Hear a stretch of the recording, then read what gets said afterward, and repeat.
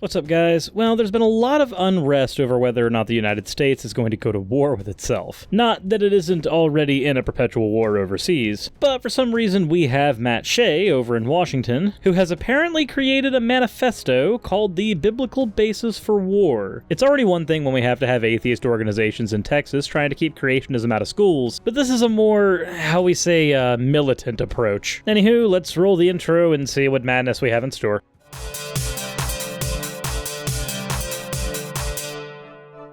Alrighty, before we get into things, if you're new to this channel but like what you see and want to see more, please remember to subscribe and hit the notification bell icon. That'll ensure you keep up to date with all the recent videos and live streams. Also, if you want to support the channel, you can go to Patreon, where you'll get access to episodes multiple days sooner than they actually release on my channel. You can also go grab a hoodie at the merch store since winter's coming, or just share the video with your friends when we're done. And with that, let's get into the fan art section. First of all, we have a League of Legends Lulu-inspired Suris from Baphomet, then a long Neko Suris from Bumblin' Bee, and finally, we have a buff Suris from Burning Alcohol. Thank you all for your fan art, thank you for dealing with my incessant plugs at the beginning of the video, and let's get right into today's topic. Unfortunately, the issue today is war, and really, war never changes, except with this biblical basis for war, in which case, apparently a lot of things would be changing for war. The author of this manifesto is one Matt Shea, and he's one of those guys that thinks that the United States is being made up of nothing but counter-statist and Marxist because he is a Christian nationalist. We'll just ignore the obvious elephant in the room of a lefty YouTuber going after this guy. As much as I want to get into the article, allow me to poison the well for half a second and point out why stuff like this is important to take note of. Historically, there have been a number of terrorist organizations in the United States that have been based in Christianity, usually intermingled with some sort of Nazi underlying message. And I'm not being hyperbolic. One of the ones I'm referring to is literally called Aryan Nations. It was an anti-Semitic, neo-Nazi, white supremacist terrorist organization based in Hayden, Ohio. It acted as an arm of the Christian Identity Organization, or the Church of Jesus Christ Christian Organization. The FBI has even noted that church and all of its subsidiaries as an international threat. So again, I'm not trying to be an alarmist or hyperbolic. So with that well thoroughly poisoned, let's get into the manifesto. At the beginning of the manifesto, we have part 1, God is a warrior, which I guess when you consider the amount of genocide in the Bible, makes sense.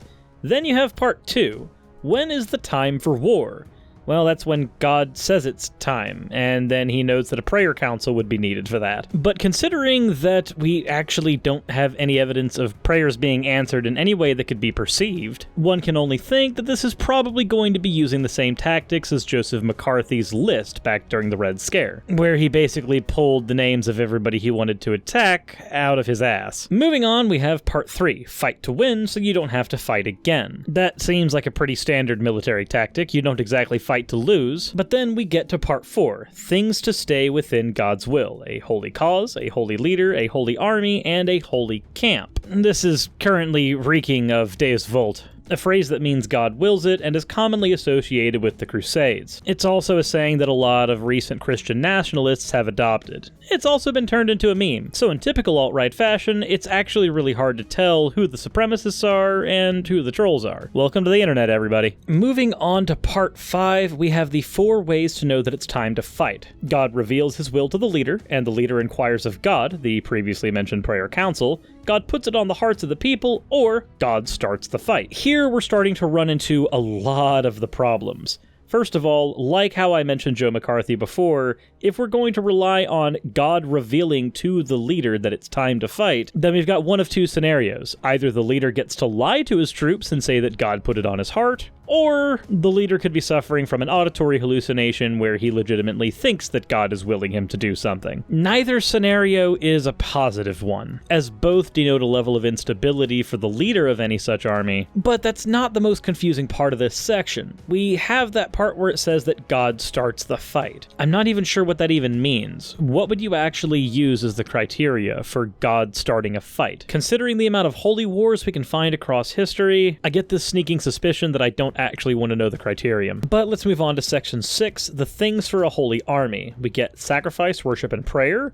circumcision and salvation, a consecrated vow to the Lord, trumpeters and an ark, atonement, and money. Starting to see where some of the motivation for this is coming from. And a note that they have to ritualistically praise God before and after any battle. So if the obvious issues with this section don't leap off at the page at you, let me go ahead and point out that having to bring an arc into battle is not only worthless, but it literally is just there to make your troops feel like they're fighting in a war from the Bible. Then again, I guess that is the purpose of that item. Saying that all of your troops must be circumcised and must sacrifice, worship, and pray leads me to believe that this holy army is nothing but a reflection of ye olde crusades. Also, the atonement and money aspect is incredibly vague, and I can only assume this means that there would be a lot of tithes sent up, which strikes me as odd, since normally when you have a standing army, you are the ones funding the army, not the army funding you. I can understand why Matt Shea would hate Marxists, because this model is a direct representation of Part 1 of the Communist Manifesto. This is literally exploitation of the proletariat from the bourgeoisie. So of course leftists would be incredibly upset at this particular battle plan. Anywho, moving on to Section 7, we get the 5 facts of war.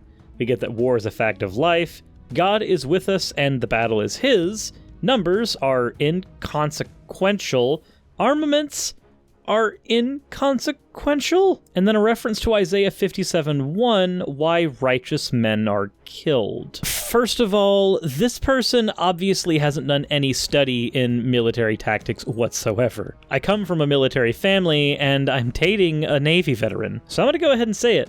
I can't think of a single situation in which the statement armaments don't matter would make sense to any of the servicemen that I know. Also, the idea that numbers are inconsequential can only be correct if you have superior armaments. A Gatling gun with plenty of ammo can mow down a series of people who are armed with only swords before the people can get to you. But if you are armed similarly or even weaker than people with swords, then you're simply going to get cut down. No amount of imbued paladin-like holy strength is going to save you. God isn't granting you any D20s today, trust me. So we've already got an awkward moment where Part C and D of his manifesto in Section 7 are in complete contradiction to each other. Because again, your numbers are only inconsequential if you have superior armaments. An argument could also be made for the employ of guerrilla tactics. Knowing the lay of the land is sometimes a good weapon in and of itself. But what about that verse in Isaiah 57? Let's take a look at that. The verse reads, "The righteous man perishes, and no man takes it to heart. A devout men are taken away, while no one understands. For the righteous man is taken away from evil." So in reference to this, it seems to me that sending people into suicide missions is okay because they're going to heaven afterwards and therefore escaping the evil of the world. With the entire context of this section of the manifesto, that's the only way I can really read it. So rest assured, if you are trying to follow Matt Shea and his holy war, whenever that happens, just make sure you know you're going on a suicide mission. The dude's obviously so Christian, he doesn't care about your life. And speaking of people who would be duped into joining this suicide war, let's go ahead and get to the qualifications of a warrior in Section 8. You must be 18 years or older, an able-bodied man, he has this underlined, single-minded in battle, and you must come from a stable home. So I guess the only people who he wants joining his army are well-to-do males, which makes sense considering the previous sections where the army is going to be funding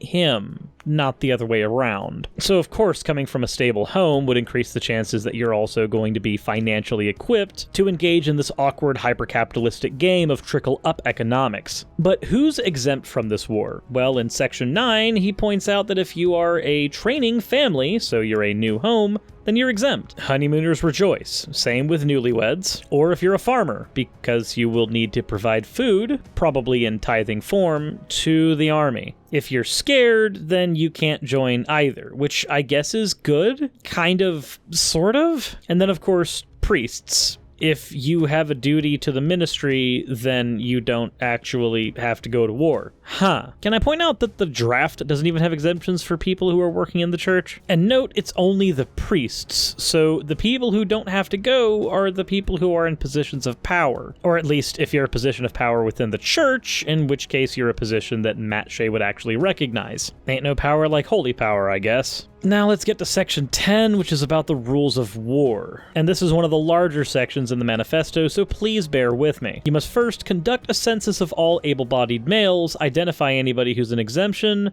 and appoint captains. Avoid bloodshed if possible, and make an offer of peace before declaring war. I mean, these are nice and all, but in the offer of peace section, he points out that this is not a negotiation or a compromise of righteousness, and that any opponents must surrender on terms of justice and righteousness, which means stopping all abortions, no same-sex marriage, no idolatry or occultism, no communism, and they must obey biblical law. Remember, Matt Shea doesn't say that he's a religious extremist, but he literally has a document that says how to have an inquisition in the United States. Also, considering that nobody in the state seems to understand the difference between a communist, a socialist, and an anarcho-syndicalist, then you can expect a lot of lefties lumped into the exact same area for the executions. And I'm not being hyperbolic with that either. If we read further, if they yield, they have to pay their share of work or taxes, but if they do not yield, kill all males. You know,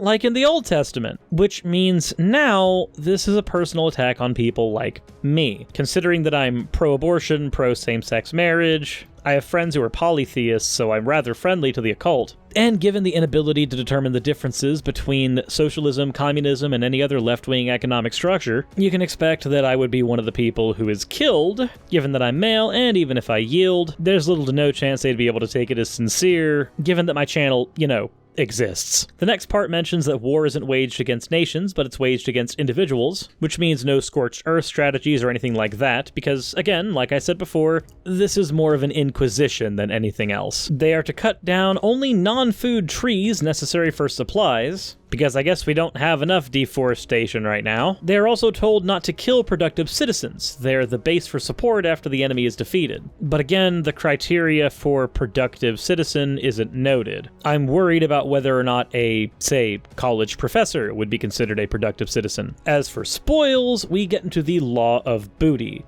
1/2 goes to those who fought, 1/2 goes to those who didn't fight. Seems to be an awkward splitting of spoils. Apparently, they also have to divide these spoils evenly to the individuals. Each gives tribute to the Lord. They then tithe to the church and ministry. They give none to the government. They may use their part to give to those who helped, and the commanders receive the same portion. If a greater portion, then they would have an incentive to fight. So I guess that puts the 1/2 to those who fight and those who don't into perspective. But consider this, you're probably going to have fewer commanders than you do troops. So if half of the spoils are going to the commanders and half of the spoils are going to the individuals who actually fought, then even though you've got this clause about dividing things individually through the subgroups, your commanders are still going to end up getting a lot more spoils than your troops. Oh, and remember, there's incentive for the troops to tithe afterwards. Honestly, this seems to be the most violent get-rich-quick scheme I've ever seen from a right-wing conservative extremist Christian. And that's saying something considering that Jim Bakker exists. You know, the guy that sells buckets of mac and cheese to people for the oncoming tribulation and apocalypse. Anyways, we then get to the organizational structure for the war. Captains, team leaders, squad leaders, etc. There's nothing really interesting to pick apart there, at least for me. If you guys think it is, go ahead and hash things out about attrition and such in the comment section. This leads us, though, into section 12, the biblical dealing with tyranny.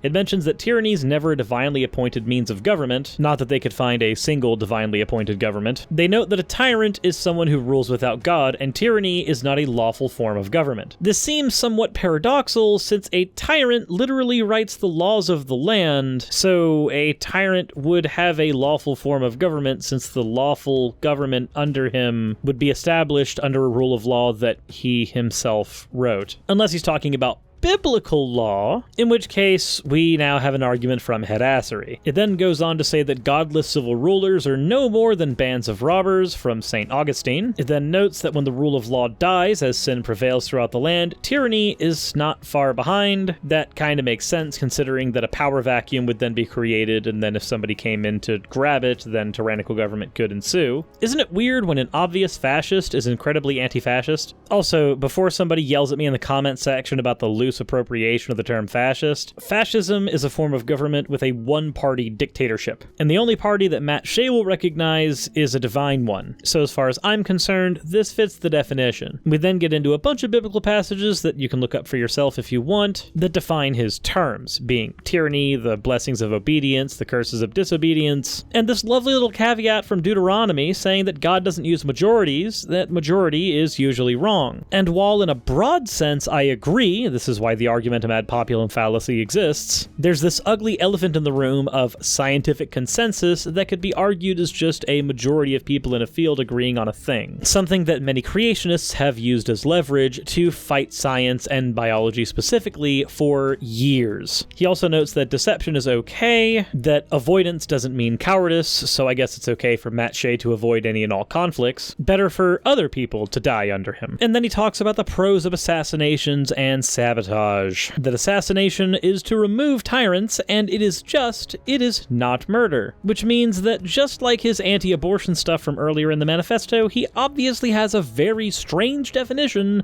of murder. But remember, the majority opinion doesn't matter. But what considerations are there before beginning war? Well, there's prayer and contemplation, because remember, God will let you know if the conflict you're going into is a good one, except he won't only go into battle if you have a reasonable hope of winning, because God is on your side. Wait, hold on. If God is on your side and God is all-powerful, if God desires you to win, you'll win. In fact, earlier in the document, you specifically said that numbers don't matter and armaments don't matter. This latter portion of the manifesto somehow doesn't agree with the earlier portion. It's treating the holy power that would be given by God as somewhat selective. What's wrong, Matt? If you're fighting a holy war, wouldn't it be God's will that you win? Or is this like that whole when two football teams pray that they win at the beginning of the match, and thank God the one team won, but we don't mention anything about the team that didn't win? Is this one of those things? He then talks about how people are tired of tyranny and sin, and they have hearts set on freedom. But if this is a thing to be enacted in the States, aren't we already a free nation? And the things that you're trying to argue against, like abortion and having certain opinions on economics, are literally exercises of individual freedoms. Oh, right. I guess like with murder, he has a really weird definition of freedom. It also has this lovely little clause about how people are accustomed to tyranny and don't know who God is. So all of your opponents must just be accustomed to tyrannical rule and don't know about your God. You should tell them, with guns and swords, and probably several medieval torture devices, because this is just a fucking document about how to enact an inquisition. Again. Second to last, we get to section 13, which says that warrior priests are living sacrifices. They will intercede in conflict through prayer and action, except we know for a fact that intercessory prayer doesn't work. The Templeton Foundation actually did an entire study on this. This is not news. We then get more Bible verses talking about how not doing the right thing is a sin, and since Matt Shea gets to arbitrarily assign what the right thing is because God is communicating with him, not doing what Matt Shea says specifically is a sin, and if you're committing sin and you're male, you get to die. But don't worry, this isn't fascism. Trust me, it's totally not. There's definitely no one-party, dictatorial, nationalistic leanings here. No siree Bob, not with the good Christian boy Matt Shea. And finally, we get to part 14 that says that freedom is in Jesus Christ. Where the Spirit of God is,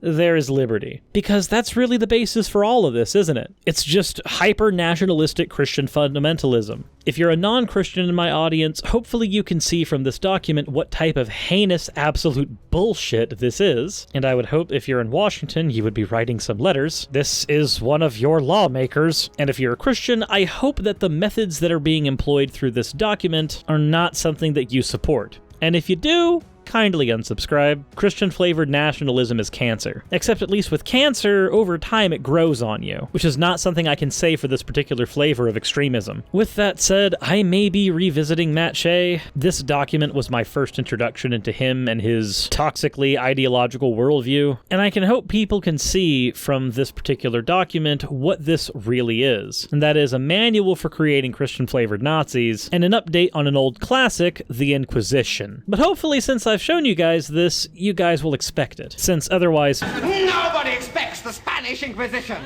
Anywho, with that said, if you enjoyed the video, please hit like and subscribe. Please hit the bell notification icon. That way you can stay up to date with everything that I do. If you want to support the channel and what I do, please go ahead and go to Patreon, or simply share the video with your friends if you enjoyed it. You can also support my channel while getting some neat stuff by going to my merch shop or going to the affiliate link below, which in typical reprobate atheist fashion will take you to a sex store. If you use the coupon code Suris when you buy anything there, it'll give you 10% off and it'll send a few pennies my way. It's a win-win. Anywho, with that said, I hope you guys enjoyed the video. I hope to see you all in the next one and in the comment section. And with that, insert end of video tagline here.